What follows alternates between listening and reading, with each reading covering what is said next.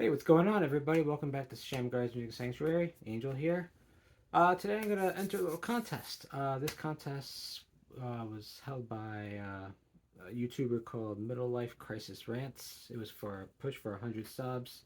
This was started back in August, and he's well over 100. I think he's got, as of this video, which I'm making today, it's about 230 subs. So congrats to him, which is pretty awesome. What's cool about this contest is it's basically like a journey of life. So kind of like, describe yourself as you grew up with music. So there's three things. So it's like, one, it's got to be under 20 minutes. Two, show a record you listen to that you like, but that's totally different from like, what you're going to show what you normally listen to. And then around 10 to 15 records that depict the story of, your life with music. So that you enjoy listening to. So, all right, so here we go. The first one I'm going to go with is Josh Groban and Bridges. I love Josh Groban. I've seen him live during a Stages tour back in 2016, I think, and he was amazing. I've loved him ever since he first came out back in 2002, 2003, somewhere around there. He's great, so that's someone that you probably didn't know or listen to. If you watch any of my other videos, you would see that that's not something I don't listen to. So, growing up with music, I born in New York City, lived in the Bronx for 7 years. Both my parents are Puerto Rican. Mostly listened to a lot of oldies and Spanish music, and then we became Christians growing up. So pretty much I listened to that and basically all Christian music. Always, I really didn't listen to any music that wasn't Christian at the time. You can say in that phase. And one of the first bands I got into was Petra, Not of This World. They're like a rock band. Came out in '83. It's basically it has like late '70s vibe to it.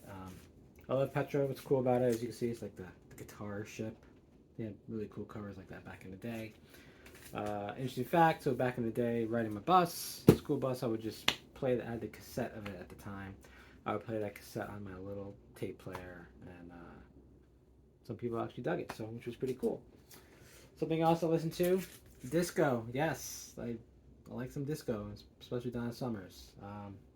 This is like her greatest hits, but yeah, I love some Donna Summers. She's awesome, so that's something else. And then as I started getting older, so I moved out of New York City around '82 after I turned 7. And I moved about 75, 80 minutes northwest of there in Orange County, near Mount Hope, New York, not too far from Middletown, New York. And grew up there. And then like the late '80s, I started getting to some harder Christian music. So one of the bands I got into was Deliverance, Weapons of Our Warfare. This is like speed metal / thrash. They actually got some good airplay with the title track, Weapons of Our Warfare. This is a classic, and this is a classic album by them. This is one that really propelled them to be to make it big.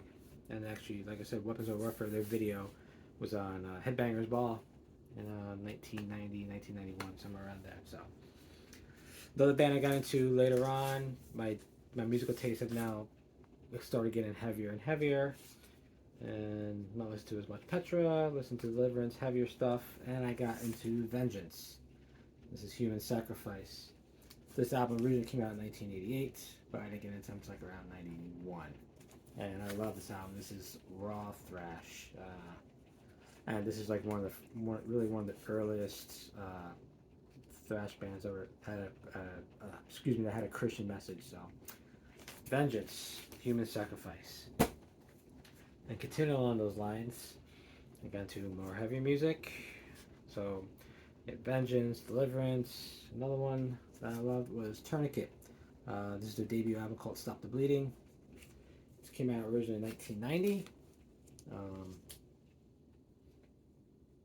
They had one of the songs, "Arc of Suffering," got played on Headbangers Ball. It was actually banned because it talked about animal abuse, and they actually didn't really want to play or talking about that. The vocalist on this kind of has like a King Diamond vibe to his vocals. Not all of it like that, but a good chunk of it is. And then I take a little detour. It's like, oh, something a little mellow. I got to Chicago late. This is Chicago 18. This is like one of the first records I bought for myself. It came out in 1988? 86, excuse me. And, I don't know, I got it for like a buck or two at the time, so and that was awesome. So this is like, I'm in high school at this point. I ran track my junior year. This is like 91, 92-ish. And one of the bands I got into late.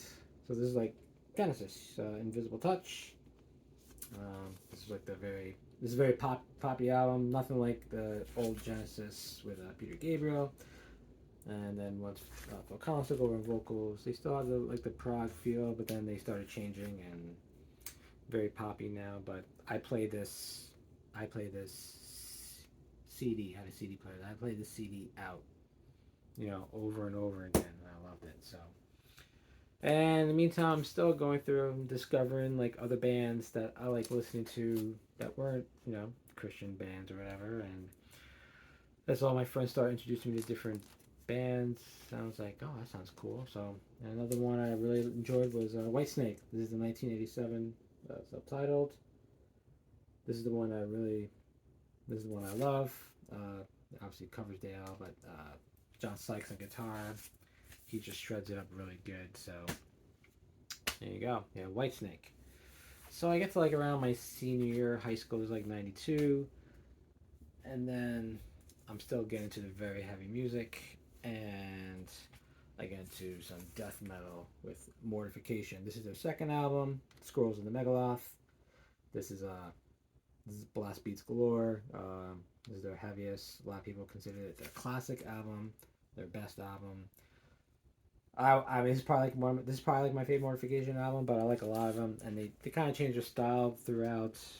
They do some thrash, they do some just hard rock. I mean, it's still metal, but they kind of change their sound from album to album, so they don't really get pigeonholed. It's not like they're doing Scrolls and Megaloth each album. So then at that point, I started discovering industrial music, and I thought that was really cool. And one of the first industrial bands I got into was Circle of Dust. This is Brainchild.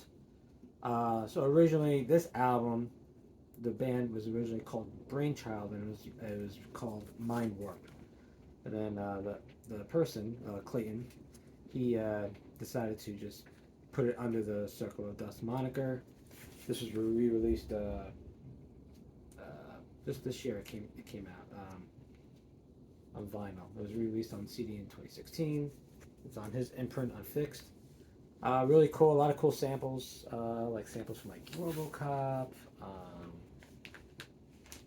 Just a lot of cool stuff. So I love that, and that album's like stinking heavy. Like some industrials like kind of like more the electronic side. This was like more on the heavy, more metal side for sure. And then with that, it's like, all right, well, what's some bands that are not Christian that I really enjoyed or found out like that's industrial. Of course, you got Ministry, Psalm 69. I remember hearing this. Actually, first song I heard from them was New World Order, NWO. It was from the movie Cool World. Yeah, of all places. But I loved it. It sounded great. I was like, all right, I gotta have that. So, and then it's like, all right, at this point, I'm expanding my like horizon in terms of like just different styles of music. I'm like still like heavy, but I want to hear something different. I got into Dream Theater, Awake. I mean, I think I got into Images and Words first, but this is the album part I really love the most by them. Awake. It's a classic. This is a second album with James LaBrie. I think it originally came out in '94. A lot of good songs. Not like super radio friendly like people were wanting, but they sound great. And this is actually the last album with Kevin Moore on keyboards. After that, he would leave, and I love Dream Theater. They've done a lot of stuff. I'm kind of on and off with them right now, but a lot of their older stuff I'm really into a lot. So, and then like years pass on, there's other bands that kind of filter in and out that I like listening to. Still heavy and still industrial. I had some techno stuff, but not on vinyl, so I won't be showing it for this. Then, like late '90s, early 2000s.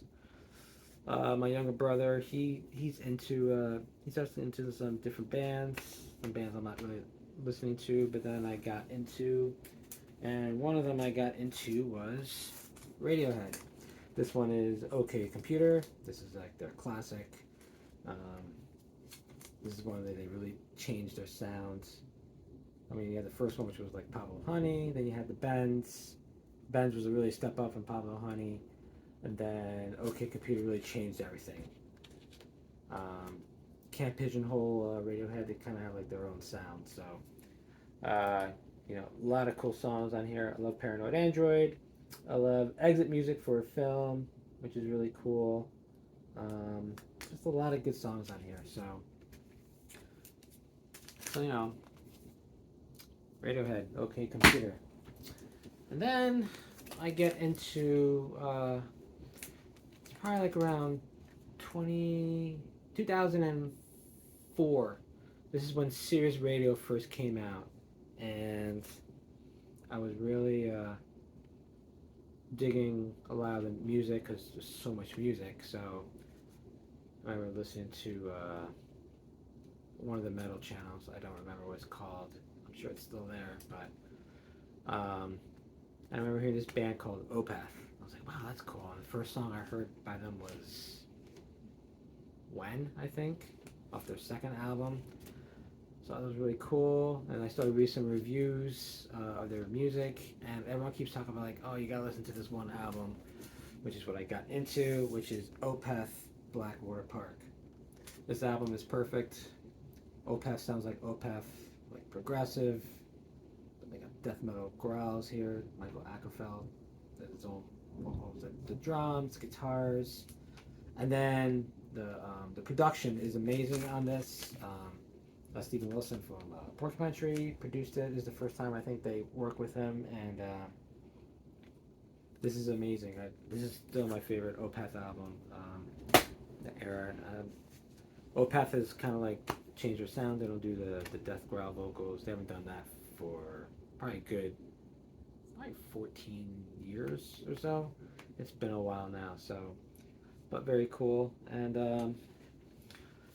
then last but not least, another band that I really got into, that friend online that I met, she actually got me into this. Really cool bands, progressive power metal. They're a Christian band. They don't put out much music in terms of albums here and there, but every album that they release is excellent. It sounds amazing. It's outstanding. And that is Theocracy. This is the album that I got introduced to them. It's called As the World Bleeds. This is their third album. Matt Smith, who's the principal songwriter. The whole album is amazing. We've got long tracks. You know, I Am, which is like 11 minutes long. This is the first album where they start going like the songs are like a little bit shorter per se. This is amazing though. Like I said, they have 4 albums. Actually, their next album's coming out. Mosaic comes out next month, which I'm really excited about. I've heard a couple songs already by them. I can't wait. So Theocracy, As the World Bleeds. If you like progressive power metal, definitely check out Theocracy. They are amazing. They're tight. They're definitely one of my favorite bands now. So that's about it. That's kind of like my musical journey. I'm kind of like a little all over the place. I really like a lot of different things. If I included CDs, it'd probably be other bands I would have added in here. But this is what I got. But I tend to lean on the heavier stuff. But now I kind of mellow it out a little here and there. But I like my heavy stuff. So it's pouring outside now. So in case you heard that, that was some lightning and thunder going on. But yeah, that's it. So that's the contest. I'm gonna put a link in the description if you want to see it. And by the time you see it, it'll probably be too late, but you can see his original video. I post this. This is my video. Hopefully you enjoy it. I don't care about winning or whatever. I just like posting these stuff. So, all right, that's it. Until next time, God bless. See you later.